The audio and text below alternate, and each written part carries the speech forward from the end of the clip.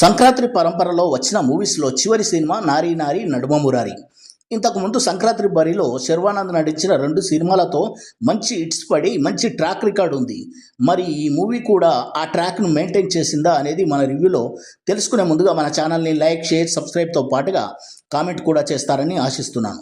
కథ విషయానికి వస్తే ఇదొక రిజిస్టర్ మ్యారేజ్ నేపథ్యంలో వచ్చిన ఫ్యామిలీ ఎంటర్టైనర్. కాలేజ్ ఏజ్లో ప్రేమించిన అమ్మాయిని సెక్యూరిటీ కోసం రిజిస్టర్ మ్యారేజ్ చేసుకుంటాడు గౌతమ్. బట్ కొన్ని కారణాల వల్ల ఆ లవ్ బ్రేకప్ అవుతుంది. తాము రిజిస్టర్ మ్యారేజ్ చేసుకున్న ఆలోచనే మర్చిపోయి ఎవరి జీవితం వారు లీడ్ చేస్తున్న సమయంలో గౌతమ్ ఇంకొక అమ్మాయి ప్రేమలో పడడంతో తన గత జీవితం తాలూకు రిజిస్టర్ మ్యారేజ్ ఎన్ని ఇబ్బందులకు గురి చేసింది, దాని నుండి ఎలా బయటపడ్డాడు అనేది ప్లాట్. మూవీ చూశాక నాకైతే నచ్చింది. చెప్పాలనుకుంటే ఇది సీరియస్గా డీల్ చేయవచ్చు, కానీ కామెడీ వేలో లైట్గా హ్యూమర్ టచ్ ఇచ్చి క్యాజువల్గా కథ నడిచిపోతుంది. శర్వాకు తండ్రిగా సీనియర్ నరేష్ లేటు వయసులో పెళ్ళి, సత్య పోషించిన లవకుష్ క్యారెక్టర్లతో పాటు వెన్నెల కిషోర్ గురుభక్తి, సునీల్ పోషించిన రిజిస్టర్ పాత్రలో ఉండే ఈగో, వీటి చుట్టూ అల్లుకున్న సీక్వెన్స్ కామెడీ పుట్టిస్తాయి. స్వతహాగా మంచి రైటర్ అయిన సామాజవర్గమన మూవీ డైరెక్టర్ రామ్ అబ్బరాజు మరో రైటర్ భాను భోగవరపుతో కలిసి రాసుకున్న ట్రెండీ కథ.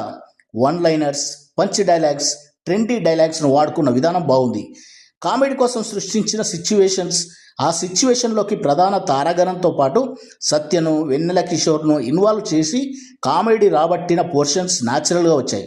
సీనియర్ నరేష్, సిరి హనుమంతుల జోడి చూడడానికి కొంచెం ఏదోలా ఉన్నా అది కూడా కామెడీలో భాగంగా వర్క్ అయింది. సంయుక్త మీనన్తో పాటు సాక్షి వైద్య పాత్రలు కూడా బాగా నటించారు. శర్వానంద్ కూల్గా సెటిల్డ్ పెర్ఫార్మెన్స్ ఇచ్చాడు. ఫ్లాష్ బ్యాక్లో వచ్చే ఆవేశపరుడైన కాలేజ్ స్టూడెంట్గా 2 వేరియేషన్స్ను పర్ఫెక్ట్గా పండించాడు. నెగిటివ్స్ విషయానికి వస్తే ఫస్ట్ హాఫ్ స్లో పేజ్, పాటలు 1-2 తప్ప పెద్దగా గొప్పగా లేకపోవడం, రొటీన్ మూవీగా అనిపించడం, ఎక్కడ హై మూమెంట్స్ లేకపోవడం, కొన్ని చోట్ల కామెడీ వర్క్ అవ్వకపోవడం. ఓవరాల్గా మూవీ అయితే పాస్ అయిపోతుంది.